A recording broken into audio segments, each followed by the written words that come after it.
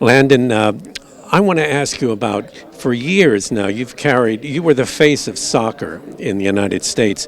And I know, I don't want to say it's a burden, but it's a heavy thing to carry around with you because everybody looks at you first. I mean, and you've had to have known that when you play, but I guess maybe it helped you, it spurred you on as a player.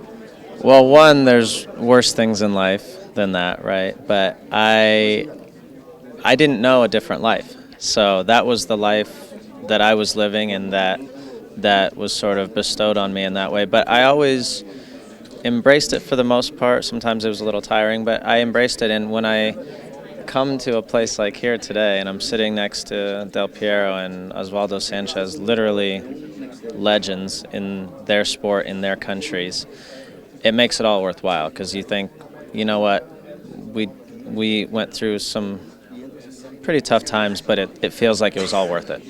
Well, the tough times in soccer is growing, but how is it growing in your eyes? I mean, how is it progressing now, or is it not progressing?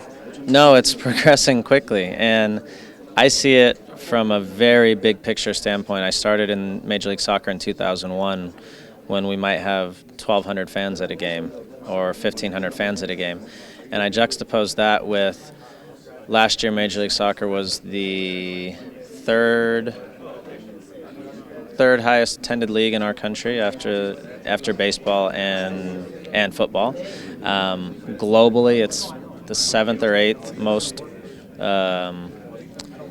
attended league in the world, soccer league in the world.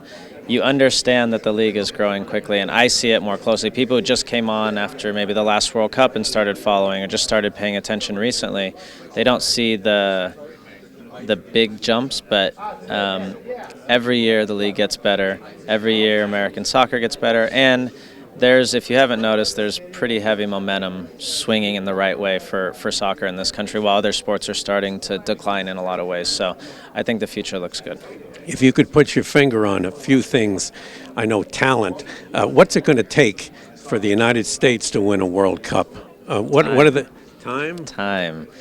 When you look at, I use analogies to other sports in this country. When you look at baseball 100 years ago, it was popular, people liked going, but it wasn't the juggernaut it is today. If you look at the NFL, when the NFL started, nobody watched the NFL. They weren't on TV. They went away from Super Bowls to switch to other programming.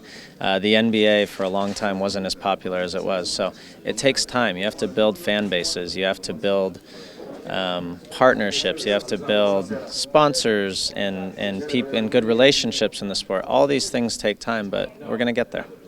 You have a very, not only talented on the field, you have a great mind. You can see an intelligent guy. You have a love for the sport. You know what you're talking about. Thank you. What about you as getting involved in the coaching end of it?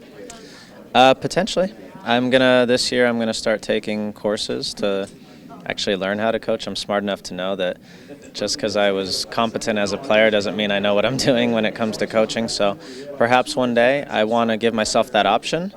If I start doing it and I really enjoy it, then I'll stick with it. If I decide not to do it, that's okay too. We'll see what happens. All right. Well, we appreciate your time, and thank you so much for all you've brought to the sport. You're a great ambassador, and hopefully it'll continue now with the legends, and we'll see you on the sideline coaching too. Someday, we'll see. Thank you. Thank you.